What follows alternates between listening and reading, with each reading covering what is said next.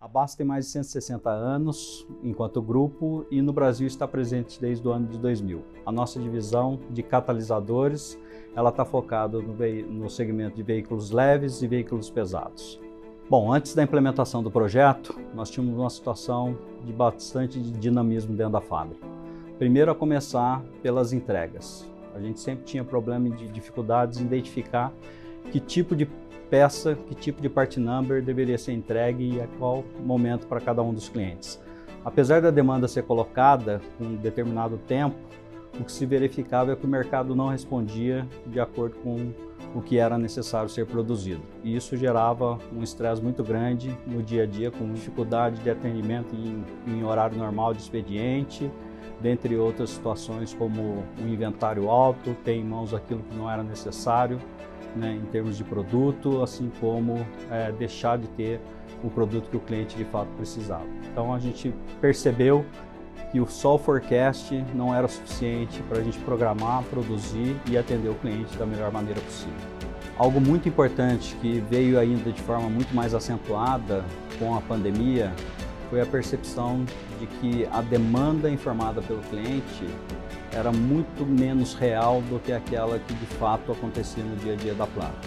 Isso devido não só à crise que nos atingiu em termos logísticos de semicondutores, mas pela própria percepção do mercado do que queria adquirir, de qual produto, em qual momento.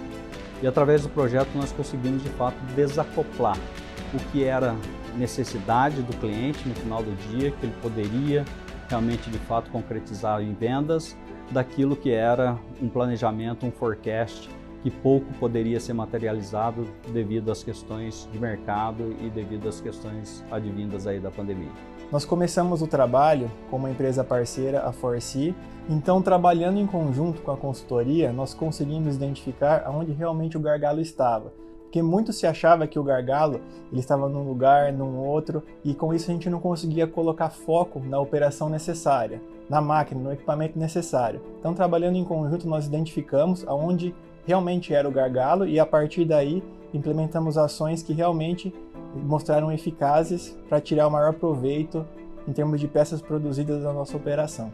Bom, a implementação do projeto trouxe aí grandes desafios. Primeiro, porque a filosofia por detrás e a teoria por detrás, ela nos leva, num primeiro momento, a pensar contra a lógica, normalmente, do nosso dia a dia e do nosso negócio. Para mim, a grande mudança foi a mudança de mindset, trazida pelo conceito do ótimo global.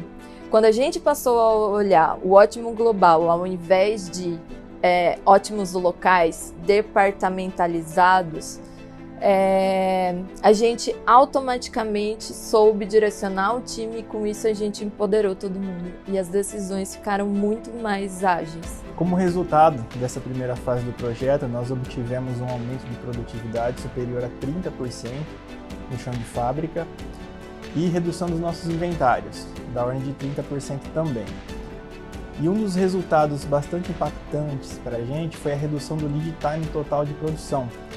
Nós percebemos que ao colocar foco no gargalo e envolver toda a operação em prol de uma prioridade definida, a gente conseguia entregar produtos com uma velocidade muito maior, muito mais rápida. Então a disponibilidade para o cliente de produtos acabados passou a ser maior em um tempo menor. Essa redução de lead time promoveu então a redução dos nossos inventários. Nós conseguimos ter em mãos um inventário muito mais saudável. Um inventário mais saudável significa que a gente tinha aquilo que de fato o cliente precisava e a gente conseguia vender aquilo que era naquele momento necessário. Mais de 50% das horas extras a gente conseguiu reduzir logo no início da implementação do projeto. E esse número não parou por aí, nós fomos melhorando ao longo do tempo e hoje temos uma fábrica muito mais equilibrada em relação às horas extras. O projeto tem de fato aí uma grande virtude que é trazer a simplicidade para o dia a dia que a gente precisa na nossa manufatura. Nós estamos numa planta de catalisadores automotivos, uma planta onde a cultura Lean já é bem enraizada. E agora, com a abordagem de TOC, da teoria das restrições, nós já vimos, das 2 últimas semanas para cá, um aumento de produtividade de em torno de 30%. Além disso, aplicar a teoria das restrições aqui na planta nos faz ficar menos suscetíveis às oscilações que nós temos no setor automotivo, fazendo com que a nossa produção seja muito mais fluida. E tudo isso de uma forma mais simples, mais harmônica entre todos os envolvidos, com 90% menos reuniões. No início do projeto, nós fazíamos 2 reuniões de programação por dia para alinhar prioridades, alinhar demandas de laboratório, produção, operação como um todo. E após o projeto, 1 reunião por mês apenas para observar e acompanhar os números. O que mais me chamou a atenção nessa abordagem foi o fato de trazer todos na mesma prioridade, na mesma linha. Muito se fala sobre trabalhar como um time, muito se fala sobre ter objetivos comuns, mas sem uma metodologia clara para isso, a gente percebe que não passa de um discurso. E com a metodologia clara do sistema de cores, do sistema de priorização, fica claro para todo mundo, por exemplo, que uma ordem vermelha tem que ser produzida antes de uma amarela. Não importa a área, todo mundo vai colocar o foco para entregar a ordem vermelha em primeiro lugar. Então essa harmonia na comunicação foi algo que me chamou muita atenção e realmente nos suporta cada vez mais a trabalhar como um time num objetivo focado e direcionado. O que mais me chamou a atenção em toda essa jornada do projeto foi a busca pela simplicidade inerente que existe em todos os processos, porque é natural a gente pensar sempre em soluções sofisticadas e complicadas para endereçar problemas do dia a dia, principalmente no âmbito da operação.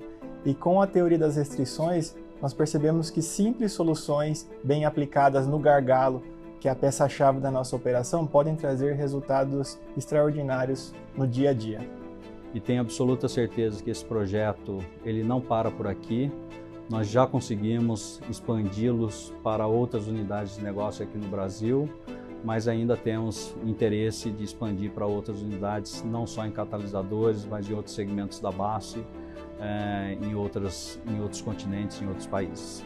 E após 4 anos utilizando os conceitos aqui no site Indaiatuba, na planta de catalisadores, outras unidades da base, como a Souvenir, passaram a utilizar também o conceito e o software da Forsee, da Goldratt. Bom, eu gostaria de passar a mensagem de que o projeto ainda continua em desenvolvimento e muita coisa nós continuamos aprendendo.